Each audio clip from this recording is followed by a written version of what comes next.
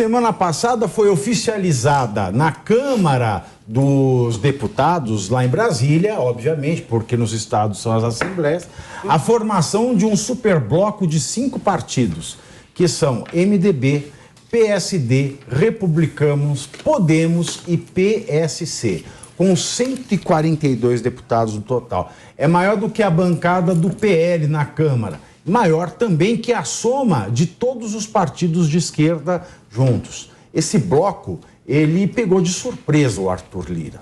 Também pegou de surpresa o governo federal. Afinal de contas, os parlamentares agora podem oferecer algum tipo de empecilho aos planos do PT e aos planos da velha raposa conhecida como Centrão. O efeito imediato desse novo tipo de composição partidária é a diminuição de poder nas mãos do presidente da casa, o Arthur Lira. Por exemplo, nas indicações para a comissão mista, né, que é destinada a analisar a medida provisória. Então, você tem um novo grupo de pressão. Você acha que isso, Elaine, nós temos um número alto de partidos no Brasil, são mais de 30. 32 ou 36? São 32 partidos. 32. Então, hoje, com esse novo tipo de composição, a gente tem, né, com bloco, com federação, com centrão, a gente fala esquerda e direita, a gente tem vários tipos de formatação, né, vários tipos de combinação lá dentro. Você acha que isso tende a unificar esses partidos? E em que medida isso é bom? Assim, agora, sem teoria, vamos imaginar que nós temos um país como o Brasil, em que o governo é o governo do PT, que não mede esforços para aprovar projetos, não mede esforços, zero para aprovar projeto, e nós temos essas novas superbases. Né? Você acha que isso vai melhorar a qualidade da nossa democracia ou isso vai gerar uma nova lojinha dentro da concorrência mercadológica do Congresso brasileiro? A gente já tinha sexta-feira aqui, eu antecipei essa história, não sei se você vai se recordar, falando desse blocão que foi criado, né, e que ele terá um viés governista aí. Voltamos à velha política, né? Entra governo, sai governo e o modo de fazer política é o mesmo. Esse blocão que vai negociar com o governo, vai negociar bem negociado e que tirou o poder de Lira. Quem na verdade agora está sem dormir é Lira, né? Que pensou aí no primeiro momento que ia ter aí mais força para aprovar as emendas,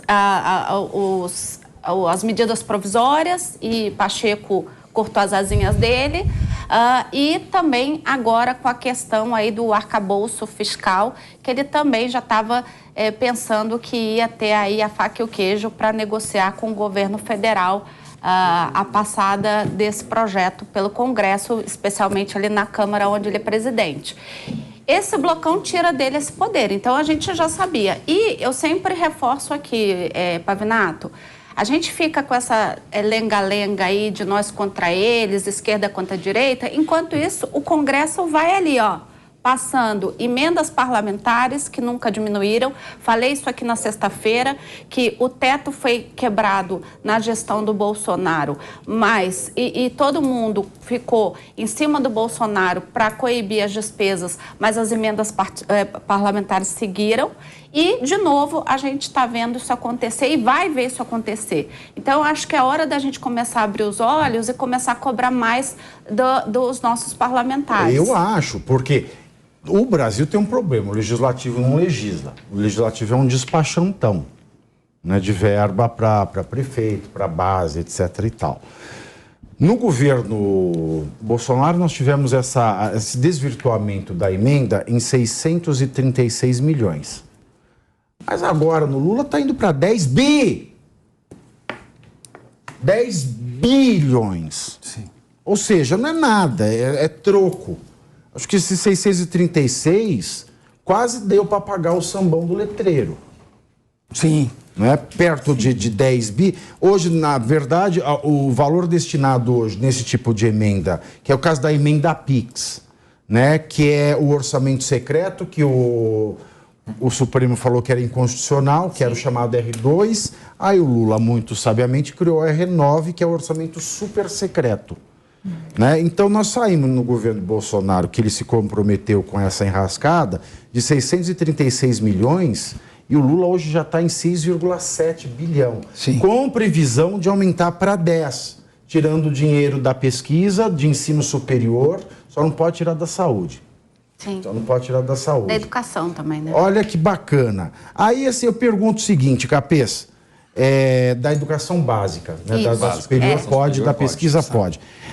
Aí eu pergunto o seguinte, cada deputado, ele pode estar em um bloco, em uma federação e em uma outra ala ideológica, porque se ele estiver em várias, vamos falar assim, vários blocos, centros, alas, eu tenho que negociar com 4 despachantes, vamos imaginar, ideológico, direita, esquerda, da bala, da Bíblia, da família, etc. Aí tem as federações e agora tem os blocos. Sim. Então eu vou ter 4 despachantes ao invés de 1. Sim. Ou um deputado que fecha com uma base, ele não pode fechar em outra. Porque essas são as pegadinhas que o povo se engana. Que a gente vê o analista político hoje falar, é só um amadurecimento da democracia, papo furado, blocos, não sei o quê, papapá. Não, mas é que você falou, o cara lá no Congresso é muito latino. Uhum. Então ele pode estar na bancada da Bíblia, na ala da direita, fazer parte do bloco do Centrão e não desse novo bloco. Isto. E, ao mesmo tempo, negociar pessoalmente o seu voto, contrariando as 3 alternativas anteriores. Sim. Olha, Thiago, pelo que eu estou notando é o seguinte... Isso é mais uma calha, não é? É uma má sujeira. Eu acho que é uma má notícia política para o Lula. Eu acredito que fica mais difícil você controlar com a dispersão de poder que está havendo na Câmara dos Deputados. Primeiro, o Arthur Lira mandou um recado para o Lula. Vem conversar comigo. O Lula convidou ele para ir para a China. E aí os deputados falaram, bom, é só com você então que se conversa? Quer dizer que você que comanda a casa? Não, você comanda a pauta, não a casa. E começaram a se organizar. Então nós estamos falando aqui de 142 deputados. O partido você tem MDB. No MDB tem de tudo. Tem deputado que depende de emenda parlamentar e já cedeu a base de apoio do governo Lula. Tem deputado radical contra o Lula, que é bolsonarista, está na base do MDB. Você tem no PSD a mesma coisa, um partido de centro-direita. No PSD não é um partido de esquerda. Então, nem de direita, nem de direita. Mas ele vai. São partidos que ficam, mas são partidos que ficam flutuando. São 142 deputados. União Brasil tem 59 deputados. O PL tem 99. Eu estava somando aqui, fiz uma conta rápida, pode estar errado, mas deu 310 deputados federais. Desses 310, tem o deputado que vai ser radicalmente contra, que é um percentual pequeno. O deputado que vai ser independente, ou seja, me negocie comigo cada projeto. Tem o deputado que vai pegar suas emendas e vai fazer o que ele quiser. Então está muito difícil. O PT não vai ter, na Câmara dos Deputados, um salão de festa. E no Senado Federal, o número de senadores que se manifestaram em oposição ao Rodrigo Pacheco foi impressionante. Chegou, num determinado momento, a ameaçar a eleição. Então, eu acredito que essa é uma má notícia para o governo federal, que vai ter muita dificuldade de querer passar qualquer coisa. Por exemplo, agora eu quero acabar com a autonomia do Banco Central. Não tem base para isso. Agora eu quero estourar o teto de gasto do jeito que eu quiser. Não. Mandou esse arcabouço fiscal, que é um pouco polêmico, mas não é totalmente uma quebra de teto. Vai sofrer para aprovar. Eu acredito, então, que vem vida difícil para o governo federal e isso acaba sendo bom para a democracia. Embora a negociação, lei por lei, projeto por projeto, vai sair muito caro para a população. Você acha que vai ter tempo do Congresso congressar nestes 4 anos? Agora são 14 horas e 30 minutos. Ricardo, 14 horas e 30 minutos. Eu queria saber de você o seguinte, a gente já tem aí CPIs e CPMIs à vista, que não são muito complicadas. Uma dos atos do 8 de janeiro, provavelmente a do crime organizado, nós vamos ter a CPI do MST. Vai ter tempo do Brasil fazer as reformas, melhorar as leis, ou nós vamos ter 4 anos com o Congresso travado com CPIs e CPMIs e só assuntos de ordem financeira para passagem de emenda. Ou seja, ele vai ser um despachante investigador? Sim, na minha opinião, o Congresso Nacional, que já legisla mal, não fiscaliza, que pouco se fala disso, mas um dos principais papéis do parlamentar, deputado, federal e senador é de fiscalizar como está sendo gasto. Por exemplo, como está sendo gasto dinheiro para inaugurar letreiro na cultura. O papel do deputado fiscalizar, não está fazendo. Ele está só nessa onda de liberação de emenda e de negociação. Esse bloco é positivo para a democracia. Acho que o Capês falou bem, é ruim para o governo Lula, porque agora ele vai ter mais um bloco forte com 142 parlamentares para poder dialogar.